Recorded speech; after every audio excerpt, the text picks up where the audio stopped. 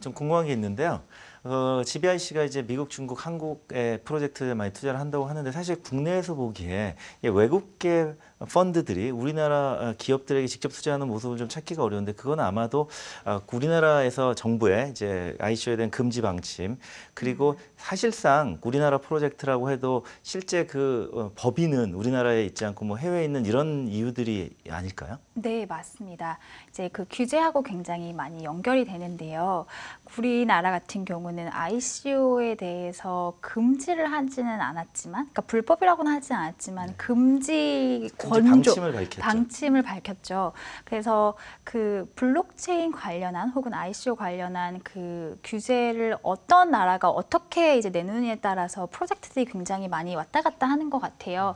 그 한국 프로젝트라고 하지만 그러니까 한국의 법인이 설립되어 있지 않는 경우가 대부분입니다. 이제 그 나라마다 그 블록체인 혹은 ICO에 대해서 보는 입장이 되게 다르고 그 입장에 따라서 프로젝트들을 움직일 수밖에 없는데요. 예를 들면은 싱가포르 같은 경우는 ICO에 대해서 좀 더 우호적인 그런 법률을 내놓았고 그 작년에 이제 전체 ICO 숫자를 보면 미국 다음으로 싱가포르에서 등록되어 있는 ICO 숫자가 가장 많이 있습니다. 그리고 싱가포르에서 그 레지스트레이트한, 그러니까 등록되어 있는 ICO 프로젝트들이 그 레이즈한 금액도 거의 한 우리나라 돈으로는 한 1조 3천억 이상의 이제 펀드 레이징을 했었는데요. 그런 식으로 한국에 있는 그 한국 스타트업의 그러니까 파운더들이지만 실제로 등록은 뭐 홍콩이나 싱가포르나 에스토니아 같이 다른 나라에 그 네, 등록이 되어 있는 경우가 많이 있습니다. 네, 이게 저 약간 오해 소지가 있는데 그러면은 GBIC에 투자를 받고 싶으면 싱가포르로 가서 법인을 세우고 하라 뭐 이렇게 얘기해야 되는 좀 안타까운 상황입니다. 네, 그러니까 저희 투자를 받으려고 싱가포르를 가는 건 아니고요. 네. 엄연히 말하면 ICO에서 국내에서는 등록을 못하니 네, 그게 가능한 나라로 가야 되는 거죠. 그게 이제 뭐 싱가포르, 홍콩, 에스토니아 등등 여러 나라가 있는 네, 거고요. 사실 아까 말씀하셨지만 우리나라 정부가 ICO를 금지하는 법을 만든 건 아닙니다. 네. 근데 재작년 9월 달에 금지하겠다는 방침을 밝혀놨고요. 이것이 바로 시장에는 불투명성으로 작용하는 맞아요. 거죠. 바로 펀드에 계시는 VC에 계시니까 아시겠지만 이런 상황에서 국내 법인에 투자하기는 사실상 곤란합니다. 아마도 네. 내부의 의사결정이 이루어지지 않을 것이고요. 맞아요. 바로 이게 바로 우리 블록체인 생태계 외국에 글로벌 투자 자금이 들어오는 것을 이제 가로막고 있는 가장 큰 장애가 되고 있는 것이죠. 네, 맞습니다. 사실 그 해외 프로젝트들이 국내에 정말 많이 왔어요. 그 이유는 그 작년 같은 경우는 리테일 투자자일 수도 있고 혹은 개발자를 찾으러 왔을 수도 있고 저는 규제만 만약에 그 마련이 됐다라고 하면 규제만 해소가 돼 네, 있었다면. 했었다면은 굉장히 많은 프로젝트들이 한국에서 사실은 등록을 하고 여기서 모든 것을 할 수 있기 때문에 한국에 진출을 했을 것 같습니다. 그래서 앞으로 뭐 싱가포르 같은 경우는 STO 같은 그런 새로운 그런 어떻게 보면은 프로덕트에 대해서도 내년 Q2에 규제를 낼 것이다. 그래서 지금까지 뉴트럴, 그러니까 중립적이거나 우호적인 그런 규제를 계속 내고 있거든요. 그러면 얼마나 많은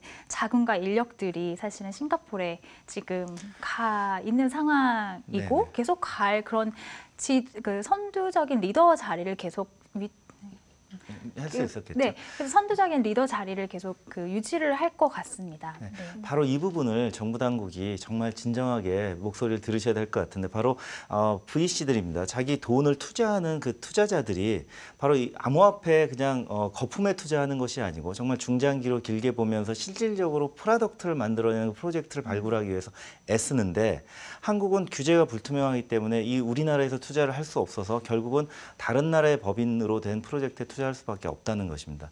만약에 이런 투자자들이 작년, 재작년에 우리나라에서 규제가 명확해서 엄청난 돈에 투자를 했다면 우리나라에서 개발자들의 일자리도 늘어났을 것이고 지금 좀 눈에 보이는 프로덕트들도 만들어내는 그런 실질적인 프로젝트들이 많아졌을 것인데요. 바로 그것이 이제 일자리 창출 그리고 네. 혁신 성장으로 연결됐을 것이라고 생각을 하게 됩니다. 네, 전적으로 동의합니다. 네. 네.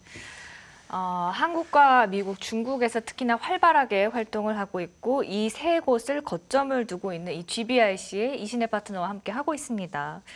아무래도 이 세 국가 중에서 한국 시장의 중요도가 어느 정도인지 궁금해하시는 분들도 많으실 것 같아요. 네. 한국이 굉장히 스포트라이트를 받았습니다. 네. 받았습니다라는 거는 이제 네. 과거형이란 말씀이시죠? 네, 받았고 지금은 저희 그 한국이 과연 이 블록체인 생태계에서 의미 있는 역할을 할 수 있을지 말지를 결정하는 분기점에 서 있다라고 보면 될 것 같아요. 그 제가 이제 저는 어렸을 때 중국에서도 살고 그리고 이제 미국에서 이제 MBA도 하고 일을 하면서 블록체인 때문에 한국에 어떻게 보면은 관심이 이렇게 많아진 적이 사실은 별로 없었어요. 제가 북한 관련한 이슈 제외를 하고는 네. 제가 기억하기로는 제가 이제 스탠퍼드에서 MBA를 했는데 거기서 이제 수업 중에 하나가 2013년, 2014년에 저희 그 대기업들 특히 뭐 삼성이나 현대차들이 굉장히 해외에서 활발하게 이제 사업이 잘 될 때 그 수업을 하나를 들었는데 그게 애플과 삼성을 비교하는 네, 수업이었어요. 그 이제 네. 케이스를 읽고 이제 그 이제 학생들과 이제 토론을 하고 네. 아무래도 삼성이 이제 한국 기업이다 보니까 그때 많은 사람들이 한국은 어떻게 이런 큰 기업이 나오냐, 뭐 삼성이 뭘 잘하냐 이제 그때 한국에 되게 관심을 많이 가졌는데 네. 그 2013년 이후로는 북한 이슈 이후에는 이렇게 한국이 전 세계 관심을 가진 적이 별로 없는 것 같아요. 네. 그래서 이제 사실은 작년에 네. 블록체인, 특히 암호화폐죠. 블록체인이라기보다는 이제 암호화폐, 그거는 결국은 그 일반 투자자들의 그 투자 열풍으로 인해서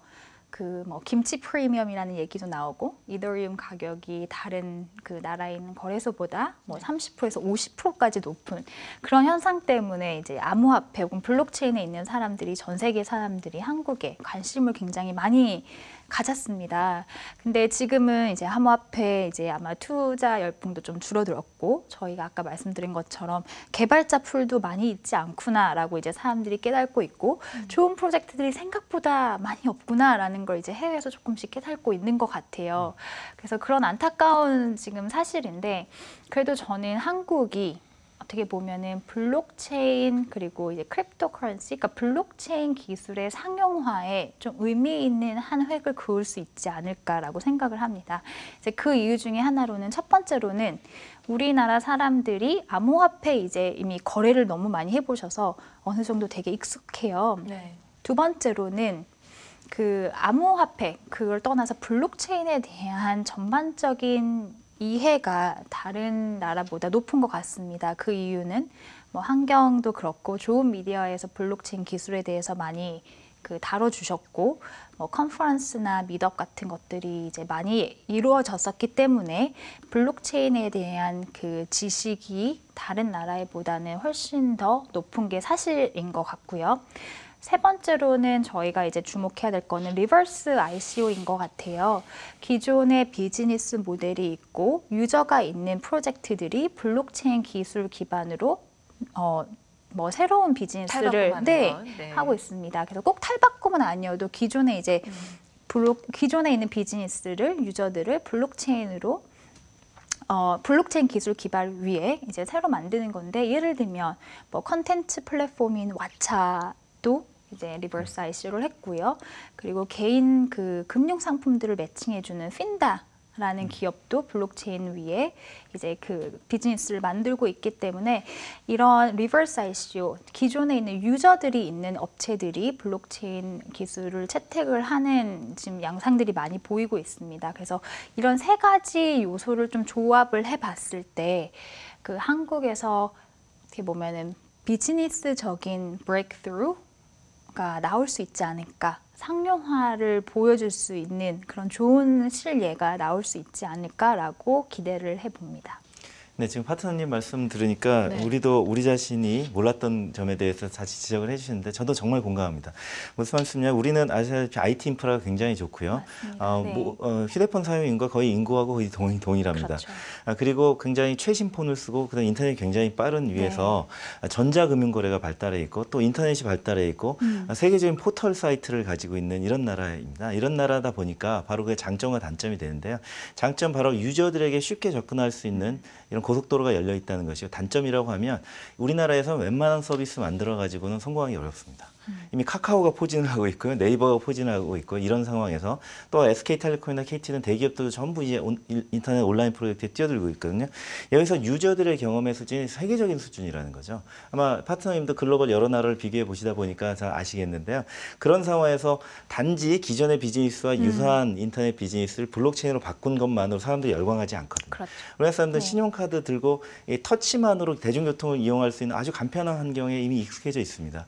여기서 시간이 조금만 더 지연되는 블록체인 거래 방식의 어떤 교통카드가 나온다고 하면 아무도 쓰지 않을 거거든요. 네. 바로 이런 점이 우리나라 블록체인 개발 생태계에 정말 도전이 될 것이고요. 이런 것을 이겨내고 여기서 정말 가용한 서비스를 만들어내는 훌륭한 환경이라는 것이고요.